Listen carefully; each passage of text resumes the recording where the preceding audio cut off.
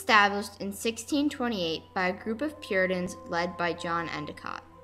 The Puritans were a religious group who emerged from the turmoil of the early years of the Church of England. They believed that the church should return to stricter, more basic Christian ideas and customs. The monarchs and churchmen began to see the Puritans as troublemakers, and in the early 1600s, these leaders began to persecute the Puritans. Many Puritans made the journey across the Atlantic for religious freedom, some of them settling in Salem. It was the very strict and extremely religious Puritan society that mainly led to the witch trials. Any sort of rule-breaking or unusual behavior was seen as a threat to society, and those who disobeyed the law were seen as an agent of the devil.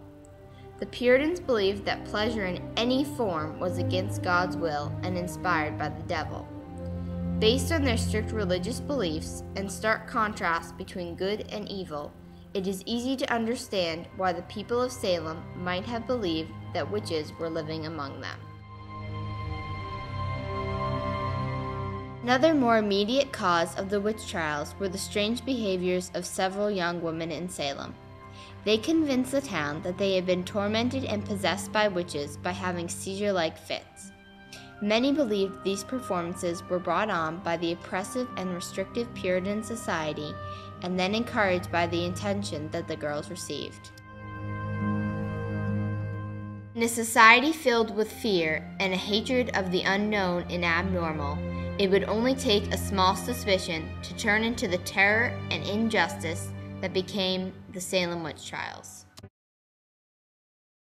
Reverend Samuel Parris lived in Salem with his wife, 3 children, and niece. However, unknown to Parris, his daughter Elizabeth, her cousin Abigail, and several other girls were entertained by their family's Caribbean slave, Tituba. Tituba would show them magic, perform fortune-telling, and tell them stories of her native island of Barbados.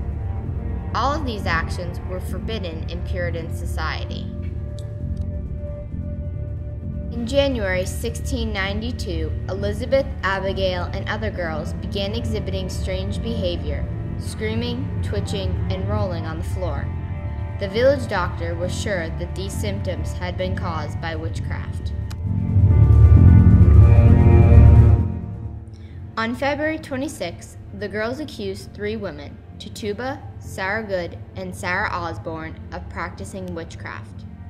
These women were social outcasts and distrusted by the town. When the 3 accused women appeared before the magistrate to be questioned, Sarah Osborne and Sarah Good maintained their innocence. However, Tituba confessed to being a witch and claimed there were other witches in Salem. Her confession of witchcraft led to further hysteria and accusations. For the next 3 months, no one was safe as the girls continued their accusations. There was Rebecca Nurse, the gentle grandmother and respectable churchgoer; John Proctor, the wealthy farmer who had warned against the girls' outbursts; and even 4-year-old Dorcas Good, daughter of the accused Sarah Good, who would spend months chained to the prison wall. The accused were denied most of the legal rights that are now considered essential to conducting a fair trial. They were not allowed legal representation and were left to defend themselves. The judges and jury had a clear bias and were looking for any evidence against the accused. The little evidence that was presented in court was mostly in the form of dreams or spectral evidence.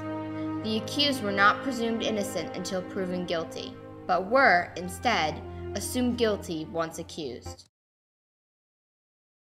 The Salem witch trials began on June 2, 1692. Although the accusations began in February, there was a delay in bringing the accused to trial due to the fact that the Massachusetts Bay Colony needed a new charter from England in order to conduct legal trials.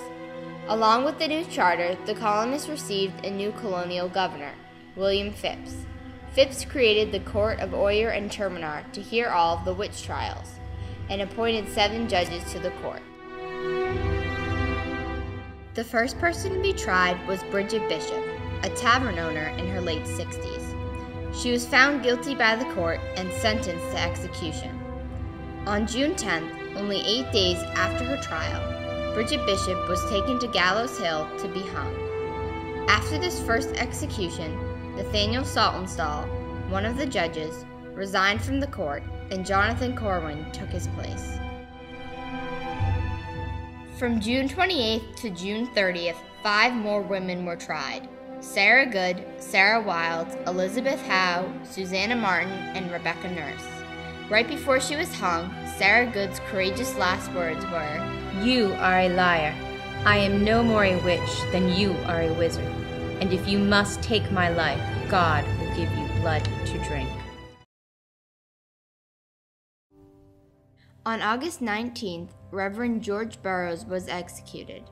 His case demonstrated that the hysteria in Salem had grown to the point where even Puritan ministers were not safe. Later that month, Giles Corey was accused of witchcraft. He refused to enter a plea and was crushed to death by stone weights in an attempt to force a confession. This incident led to the widespread disapproval of the witch trials. The accusations continued into October as the girls began naming some of Massachusetts' most reputable citizens, one of which was Governor Phipps's wife. As cries of protest spread throughout the colony, Increase Mathers, a prominent Puritan minister, spoke out against the trials. "Better that 10 suspected witches should escape than one innocent person be condemned." As the public's opinion changed and people of higher stature began being accused, Governor Phipps ordered an end to the witch trials on October 12, 1692. He pardoned all those in prison and those found guilty. The court of Oyer and Terminar was officially shut down on October 29th. At least 24 people died as a result of the Salem witch trials, and more than 140 people were accused of being a witch. The witch trials have made a huge impact on the Massachusetts legal system today, and are remembered by memorials and grave sites in present-day Salem.